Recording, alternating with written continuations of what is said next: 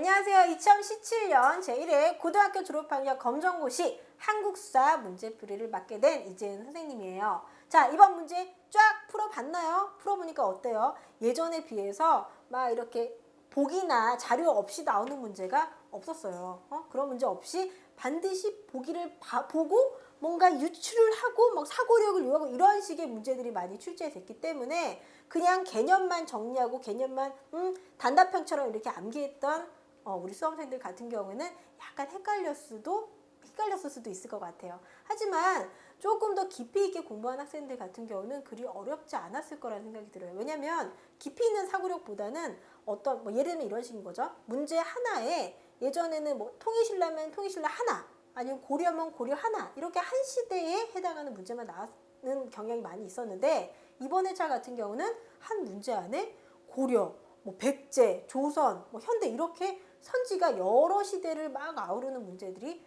나왔어요. 그래서 너무 단답형이 아니라 조금 깊이 있게 공부를 했던 친구들 같은 경우는 오히려 조금 더 쉽지 않았나 이런 생각이 들기도 해요. 자, 문제 기출 같이 풀어보면서 다시 한번 얘기 나눠보도록 할게요. 문제 들어갑니다. 1번이에요. 다음 자료의 내용에 해당하는 시기를 골라보자 이렇게 나와 있는데 유물을 보니까는 유물이 되게 친절해요. 밑에 이름이 뭔지 써 있어. 이름표가. 비파형 동검. 비파형 동검이래. 비파형 동검 언제예요? 청동기 시대죠. 문제 너무 쉽죠. 하지만 이 시대의 문제를 보면서 사실 비파형 동검만 봤을 때에도 이거 청동기야 라고 파악할 수 있었던 수험생이 있었겠지만 만약에 이걸 몰랐다 하더라도 여기 힌트가 굉장히 많이 나와 있어요. 힌트. 빈부격차와 계급이 발생했다. 무덤으로 고인돌이 제작됐다. 일부 저습지에서 벼농사가 시작되었다. 이거는 우리가 청동기에서 마치 공식처럼 암기해왔던 내용들이었기 때문에 유물을 몰랐다 하더라도 여기 나와 있는 생활 모습을 보고라도 우리가 청동기였다라고 하는 거를 쉽게 유추를 할 수가 있었겠죠. 만약에 구석기가 나왔다면 뗀석기가 나왔을 것이고 이때 도구 뗀석기. 그 다음에 신석기 같은 경우는 너무 많죠. 토기. 무슨 토기? 기니까 여기서부터 써야겠네요. 빗살무늬 토기. 토기. 가락바퀴. 뼈바늘. 이런 것들이 좀 많이 간석기, 갈돌, 돌낫 이런 것들이 나왔겠죠. 그 다음에 3번 청동기 답이었으니까 됐고 철기 같은 경우는 철제로 만들어진 것들이 많이 나왔을 거예요. 그리고 철기 시대 같은 경우는 유물로서 가끔 출연하는 것들이 무덤, 어떤 무덤이요? 동무덤, 널무덤 이런 정도가 나왔었겠죠. 그래서 우리 지금 기출풀이를 보고 있는 수험생들도 이거 그냥 청동기 체크 끝! 이렇게 하는 것이 아니라 이때 유물이 뭐 있었지? 라고 하면서 기억을 이렇게 막 더듬어가지고 정리를 해보는 것도 좋을 것 같아요. 자, 어쨌거나 1번 답은 3번이었습니다. 넘어가요. 2번이요. 가에 해당하는 나라는 그랬어요. 가는 마가, 우가, 구가, 저가의 사출도를 다스렸으며 매년 12월에 영고 사주도라는 제천 행사를 열었다. 남의 물건을 훔쳤을 때는 훔친 것의 12배를 갚게 하는 일책 12법. 이런 법. 자, 여기에 해당하는 나라는 어디일까요? 여기는 바로 부여의 풍습이 되겠다. 이 단어는 사실 연맹왕국에 관련된 단어인데 연맹왕국 단어는 풍습들이 문제에 출제가 돼요. 그러니까는 공부를 할 때에도 부여 쭉쭉쭉 이렇게 쓴 게 아니라 지도를 먼저 딱 갖다 놓고 순서 부고 옥동삼 이렇게 정리한 다음에 부에 해당하는 거 아니면 고구려, 옥저, 동해, 삼안이라고 해서 표를 갖다가 만들어서 공부를 해야지 안 헷갈려요. 하나씩 외우려고 하면은 100만 년 걸려. 100만 년. 왜냐면은 되게 비슷한 유형의 말들이 자꾸 나오니까. 그러니까는 한꺼번에 표를 정리해서 공부하는 게 조금 더 효과적이라고 할 수가 있겠죠. 여기 지금 나온 게 영고라고 하는 제천 행사가 있으니까 동해나 옥저에 관련된 것을 좀 보도록 할게요. 동해의 제천 행사는 무천. 옥저는 제천 행사 없죠. 고조선은 굳이 제천 행사를 몰라도 돼요. 그런데 고조선 같은 경우는 여기 연맹왕국에 해당하는 것이 아니라 청동기, 군장국가에 해당하는 것이기 때문에 도조선에 해당하는 내용들, 뭐 팔조법이라든가 건국설화라든가 이런 것들, 뭐 중개무역, 위만조선 이런 것들을 갖다가 기억해둘 필요가 있겠습니다. 자, 그래서 2번 같은 경우는 몇 번이 답이다? 부여구 2번이 답이 되겠어요. 자, 3번으로 넘어가 봐요. 3번은 밑줄 친 이것에 해당하는 물건, 이것 4세기 후반 광개토대왕은 신라에 침입한 외를 격퇴하였다. 이 과정에서 고구려가 한반도 남부까지 영향력을 미치게 되었는데 이것은 당시 신라와 고구려의 관계를 보여준다. 자, 신라 내무랑 때, 신라에 왜군이 쳐들어와요. 근데 이 당시에 신라는 아직도 뭐 이 어떤 중국의 체제를 많이 받아들이지 않지 군장이나 연맹왕국 단계에서 조금 걸쳐 있었기 때문에 이렇게 외를 갖다 막아낼 수 있는 힘이 다소 부족했죠. 그때 북쪽에 위치되어 있던 광개토 대왕이 신라에다가 군사를 5만을 보내요. 5만을 보내서 신라에 침입한 왜군을 갖다가 격퇴하도록 도와주게 되죠. 그래서 그렇게 신라 내무랑 때 광개토 대왕이 군사 5만을 보내서 신라를 도와줬다라고 하는 내용이 여기 호우명글은 바닥에 뒤집어져 있잖아요. 그 잘 안 보이는데 뒤집어 보면은 광개토 대왕 호우십이라고 써 있어요. 이거 뭐예요? 광개토 대왕이 도움을 주었다. 군사 5만을 보내서 그런 내용을 담고 있죠. 그래서 여기 지금 광개토 대왕과 내무랑 고구려와 신라의 관계를 알 수 있는 유물은 바로 호우명 그릇이라고 볼 수가 있겠습니다. 그런데 광개토 대왕이 신라 도와준 다음에 살짝 내정 간섭해요. 왜? 도와줬으니까. 힘이 좀 세니까. 자, 그거 외에 빗살무늬 톡이 있죠. 빗살무늬 톡은 언제예요? 요거는 신석기. 그 다음 칠지도. 칠지도 같은 경우는 백제왕이 일본 왕한테 하사한 가지가 7가지인 칼이죠. 칠지도. 칠지도? 이게 무슨 지도야. 이런 수험생들 없어야 돼요. 요거는 칼이다. 백제와 일본의 관계를 알려주는 유물이지요. 자, 그 다음 청자, 상강, 운항문, 매병 이렇게 나와 있는데 여기 잘 보이진 않지만 여기에 학들이 막 이렇게 들어있어요. 원 안에. 자, 요거는 언제냐면은 청자 같은 경우는 고려시대의 유물이죠. 그래서 이게 지금도 볼 수 있어요. 저기 박물관에 가면은 이게 전시가 되어 있죠. 그래서 청자, 이 상강, 운항문, 매병이라고 하는 걸 통해서 이 고려 청자가 상각문법이라고 하는 기법으로서 만들어졌다라고 하는 거를 또 유추할 수가 있습니다. 자, 그래서 3번 같은 경우는 몇 번이다? 4번이 답이 되겠지요. 그 다음에 4번. 가에 해당하는, 가를 엄청 좋아해. 가에 해당하는 사건은 고려의 대외항쟁, 수가 침입했을 때는 살수대첩. 그러니까 고구려와 수의 싸움은 살수대첩. 고구려와 당의 싸움은 무엇일까요? 이게 문제가 되는 거죠. 자, 보면은 선지에 귀주대첩 나왔어요. 귀주대첩은 누구랑 싸운 걸까요? 요거는 고려가 거란의 3차 침입을 막은 전쟁이더라. 그러니까 어쨌거나 아니죠.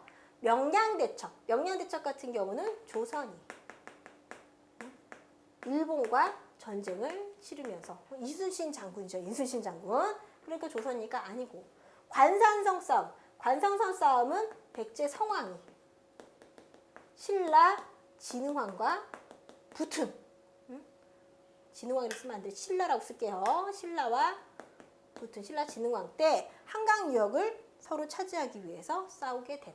어쨌거나 신라 진흥왕이 배신을 때리게 되면서 관산성 전투에서 백제 성왕이 전사를 하게 되는 거죠. 어쨌거나 아니다. 그래서 답은 고구려와 당의 싸움, 안시성 싸움이 답이 되겠어요. 4번이에요. 그래서 뭐 살수대첩 같은 경우는 여기에 을지문덕 장군도 같이 을지문덕 장군. 그래서 살수 청천강에서 수 군대를 갖다가 몰살을 했었고 당나라 안시성 같은 경우는 당이 침입했을 때 여기가 이제 철광지대고 뭐 성곽이 굉장히 견고하고 구세인 정신력 막 이런 걸로 당의 침략을 갖다가 막아냈다 이런 의의를 가지고 있어요. 같이 기억을 해주시면 될 것 같습니다. 그 다음에 5번으로 넘어가 봐요. 5번. 당시 다음 정치 기구들의 공통적인 역할, 신라는 사정부, 고려는 어사대, 조선은 사원부, 이런 거예요. 그 전에 있었던 문제는 어떤 한 시대만 나오는 경우들이 많이 있었는데 지금 나왔던 문제들은 한 문제는 여러 시대를 아우르고 있기 때문에 약간 좀 헷갈릴 수도 있을 것 같아요. 근데 이런 유형의 문제를 많이 풀어둔 수험생 같은 경우는 별로 어렵지 않았을 것 같고, 조금 더 깊이 있게 이렇게 필기도 많이 하고 그랬던 사람들, 그러니까 그런 수험생들 같은 경우에는 오히려 조금 쉽게 느껴질 수도 있을 것 같아요. 어쨌거나 문제 볼게요. 공통된 역할. 자, 여기 사정부나 어사대는 사헌부나 이런 것들은 전부 다 뭐냐면은 우리 정치 기구들 중에서 관리들이 잘하고 있는지 못하고 있는지를 감시하는 기관들이 있어요. 왜? 관리들이 우리 왜 탐관오리라고 해가지고 백성들을 갖다가 등쳐먹고 못살게 굴고 세금을 횡령하고 이런 관리들이 많이 있죠. 그런 관리들을 감시하기 위해서 신라시대 때는 사정부, 그 다음에 뭐 중앙에서 벗어나서 뭐 지방 같은 경우는 외사정 이런 것들을 두어가지고 관리를 감찰하였고, 고려 같은 경우는 어사대 같은 경우는 어감이 암행어사 생각나지 않아요? 관리를 감찰하는. 그 다음에 조선 같은 경우는 삼사 중에서 관리를 감찰하고 풍기를 단속하는 사헌부. 그래서 이 세 가지의 역할은 공통적으로 관리를 감찰하는 역할이 되겠죠. 자, 왕명을 출납한다. 이건 우리가 그냥 조선시대를 기준으로 보도록 할게요. 왕명을 출납한다. 그러면 조선시대는 승정원. 역사를 편찬한다. 뭐 춘추관. 조세를 징수한다. 호종. 아니면 지방 수령의 일. 이런 것들로 정리를 할 수가 있겠어요. 그래서 사실 뭐 신라 사정부는 그렇게 많이 나오지는 않았어요. 많이 다루지는 않았었는데 이렇게 나왔으니까 앞으로도 요거는 조금 체크해가면서 받을 필요가 있고, 고려랑 조선시대 같은 경우는 중앙정치기구들을 갖다가 비교해서 정리를 하는 것이 좀 좋겠죠. 그렇게 기억을 해주시면 될 것 같아요. 그래서 5번 같은 경우는 몇 번? 1번 관리감찰이더라. 그 다음 6번 밑줄친 신분 계층에 해당하는 것은 조선시대 이신분, 이 밑줄친 게 이신분 계층이에요. 관청의 서리, 향리 등의 하급관리야 역관, 의관 등에 해당하였다. 전문 기술이나 행정시무를 담당하였고 대체로 직역이 세습되었다. 서리, 이거 뭐예요? 서울공무원. 향리, 지방공무원. 그 다음에 역관, 통역관, 의관, 의사, 이거 기술관이죠. 이런 식으로 약간 하급 관리나 행정실무를 담당했던 계층은 중인 계층이고요. 중인 계층이 처음 등장하게 된 거는 고려시대예요. 고려 이전에는 중인 계층이 없었어요. 그래서 고려와 조선의 중인 계층은 사실 특징들을 굉장히 같게 보고 있거든요. 그렇기 때문에 기억을 해주시면 되고, 양반 같은 경우는 조선시대, 우리 고려시대 때는 귀족이 있었기 때문에 조선시대 양반, 뭐 무반과 무반 이렇게 나눠가지고 양반이라고 표현을 하게 되는데, 사실은 뭐 보통 중앙 관직에 진출하거나 성리학을 공부하거나 뭐 이런 식으로 활동을 했던 사람이고요. 낮은 관리가 아니라 고급 관리층이 많이 있었겠죠.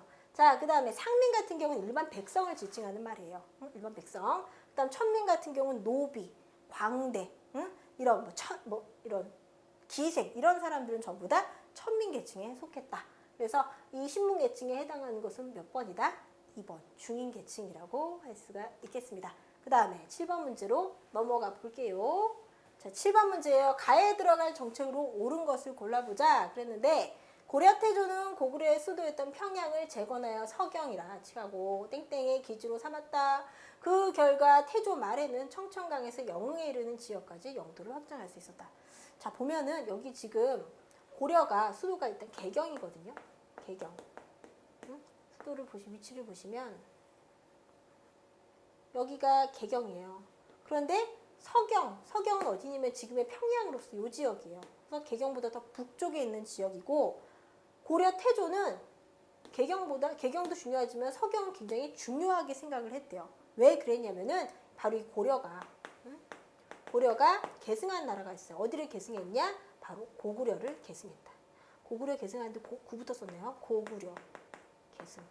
자, 고구려를 계승한 나라는 고려만 있었던 건 아니에요. 어디가 또 있죠? 발해가 있죠.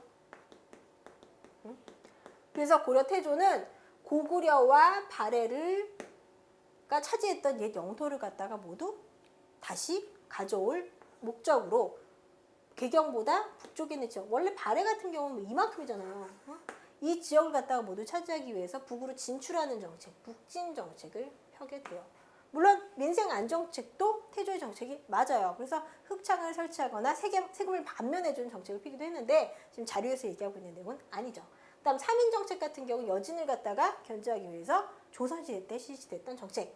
호족 통합 정책 같은 경우도 역시 태조의 정책이 맞긴 한데 요거는 뭐냐면은 예전에 이 고려 왕건이라고 하는 사람 자체가 호족 출신이잖아요. 그래서 자기처럼 세력을 키워가지고 권력을 넘볼 수도 있기 때문에 내 편으로 끌어들일 목적으로 혼인 정책, 여러 호족과 혼인을 하거나 아니면 또 뭐가 있어요? 뭐 왕시성과 관직을 하사한다. 관직, 하사 뭐 이런 것들을 통해서 내 편으로 끌어들이는 정책을 폈고 결과적으로 목적은 뭐예요? 왕권을 강화시키고자 하였다. 자, 그래서 7번에 지금 자료에 해당하는 가에 들어갈 말은 1번 묵진 정책이 답이라고 할 수가 있겠지요. 그 다음에 8번으로 넘어가 봅시다. 8번은 다음에서 설명하는 유물은 국보 제32호로 해인사에 보관 중이며 고려 고종 때 부처의 힘으로 몽골을 물리치려는 염원에서 만들어졌다. 2007년에 유네스코 세계 기록유산으로 등재되었다. 이렇게 나와 있는데 자 보니까는 해인사에 들어가 있는 거는 부처님의 힘으로 몽골을 막아내고자 했던 8만 대장경에 대한 얘기라고 볼 수가 있겠어요. 그럼 나머지는 뭔가? 삼국사기. 삼국사기는 고려시대 때 고려 귀족 출신이었던 김부식이 쓴 역사서다. 그 다음에 왕호천축국전. 왕호천축국전 같은 경우는 신라시대 때 해초가 쓴 기행문이죠. 당나라를 갔다 와서 쓴 기행문. 그 다음 조선왕조 실록. 이 조선이라고 써있잖아요. 조선시대 때 언제부터 태조부터 철종까지. 왕들의 어떤 일대기, 그때 있었던 어떤 사건이라든가 정책 내용, 회의 기록 이런 것들을 갖다가 여기에 담고 있어요. 그래서 여기 지금 자료에서 얘기하고 있는 거는 뭐다? 8만 대장경에 대한 얘기라고 할 수가 있겠습니다. 그래서 8번 같은 경우는 답이 몇 번? 4번. 4번이 답이 되겠죠. 그 다음에 9번. 9번은 가에 들어갈 내용으로 가장 적절한 것을 골라보자. 수행평가 계획서 보니까 주제가 가. 1모든 역분전 지급, 2모든 전시과 제도의 편찬 이렇게 나와 있는데 이 역분전과 전시과라고 하는 건 뭐냐면은 고려시대의 토지제도. 그래서 뭐 역분전 공신들에게 토지 세습할 수 있는 토지를 주거나 전시과라고 하는 거는 관직을 18등급으로 나누어서 전지와 시지, 전지와 시지 같이 뭐 땔감을 거둘 수 있는 거, 뭐 이런 땅을 갖다가 나눠서 사실 관리들이 월급으로 주는 제도예요. 그래서 월급을 주는 제도를 갖다가 수행평가에다가 하는 게 주제가 되겠죠. 그래서 고려의 토지제도가 여기 정답이 되는 거고, 삼국의 조세제도 같은 경우는 사실 따로 우리가 조세 공납역이라 그래가지고 토지에 부과되는 세금 아니면 특산물 아니면 부역을 내는 거 이런 것들이 대부분이고 딱히 어떤 제도를 갖다가 물어보는 문제는 잘 나오지는 않아요. 삼국 같은 경우는. 그 다음 발해 행정제도. 발해 행정제도 같은 경우는 발해 행정이 우리 5경 15부 62주라 그래가지고 굉장히 행정구역이 넓어요. 그래서 행정제도를 갖다가 따로 문제를 출제하거나 그러지 않고 그냥 행정구역이 몇 개나 나와 있나. 그 다음에 조선의 군사제도 같은 경우는 조선 전기에는 5위, 그 다음에 5군역 뭐 이런 식으로 변천되는 것 정도가 나올 법하겠죠. 어쨌거나 여기는 지금 전이라고 하는 게 좀 힌트죠. 토지에 관련된 것이다 라고 해서 9번에 해당하는 거는 답이 몇 번이다? 3번이 답이 되겠습니다. 3번. 자, 그 다음 10번. 10번을 봅니다. 10번은 두 사람의 대화 내용에 해당하는 제도는 저기 왜 눈 동그랗게 뜬 아저씨가 이제 군포를 1년에 한 필만 내면 된다는 말 들었나? 그랬더니 여기에 눈 없는 아저씨가 그래 부담이 반으로 줄었으니 참 잘 되었네. 군포를 1년에 한 필만 낸대요. 그전에는 군포를 1년에 2필씩 냈거든요. 그랬는데 누가? 영조대왕이 군포를 1년에 한 필만 내는 걸로 줄여주는 역을 균등하게 하는 법, 균역법을 실시해서 백성들의 부담을 줄여주고자 했었죠. 그러면은 그전보다 옷감을 갖다 조금밖에 못 걷기 때문에 부족분이 생겨. 부족분. 덜 걷어지니까. 그럼 부족분들은 다 어떻게 했냐? 어장세, 염세, 선무군관 박스. 선무공간. 뭐 이런 것들을 갖다 걷어가지고 충당을 하게 됐죠. 자, 그래서 여기 해당하는 거는 균역법이라고 볼 수가 있겠고, 진대법이라고 하는 건 고구려 고국 천황이 봄에 먹거리가 없을 때 나라에서 먹을 걸 빌려주고 가을에 추수를 하고 나면 갚는 거, 이런 걸로 백성들의 어떤 공공함을 해결해 주려고자 했던 내용이고요. 영전법 같은 경우 영원히 정한다. 이건 전세 부과되는 세국을 1결당 4두로 영원히 정해놓은 거예요. 원래는 세종대왕이 농사 잘 되면 많이 걷고 안 되면 조금 걷고 땅 좋으면은 많이 걷고 땅 별로면 조금 걷고 이런 식으로 차등징수했는데 영정법을 하게 됨으로써 정해진 거죠. 1결당 4두.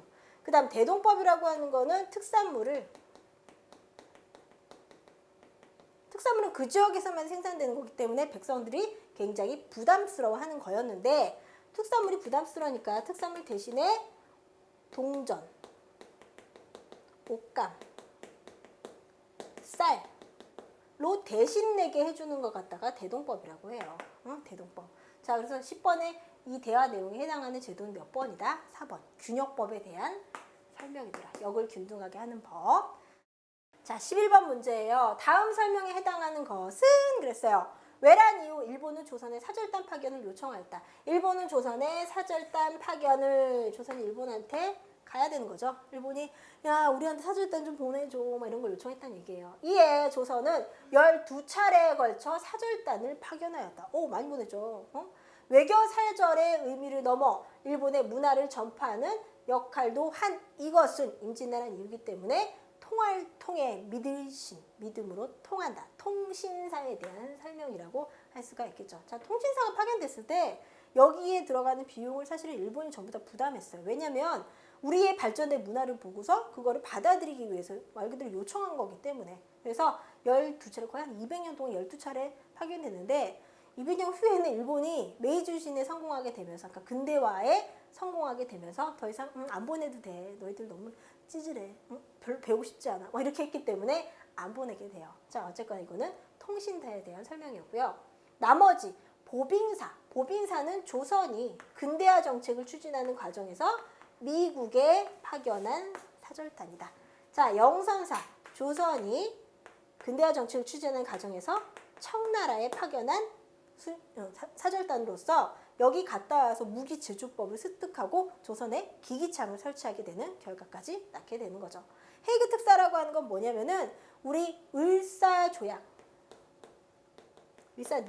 합니다. 자, 을사늑약의 부당함을 갖다가 알리기 위해서 만국 네덜란드 헤이그에 열리는 만국 평화회의에 이 파견된 이준,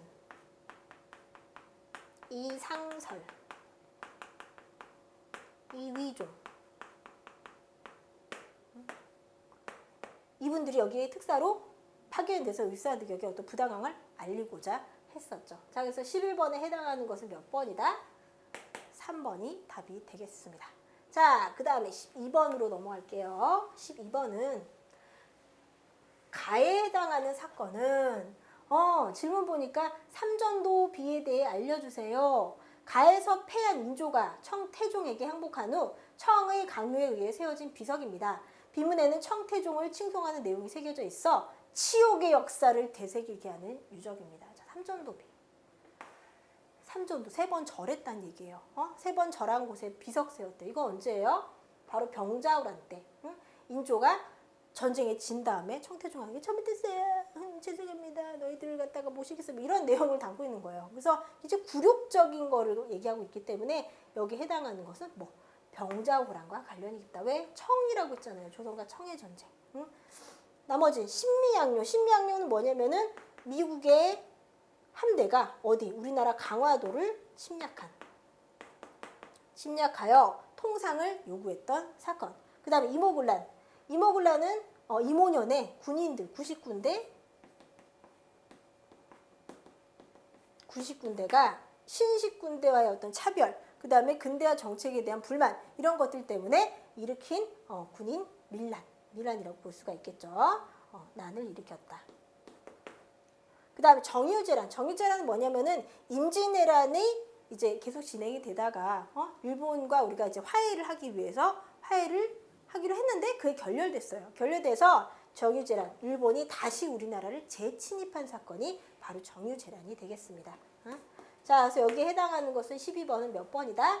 1번 병자호란이 답이라고 볼 수가 있겠죠.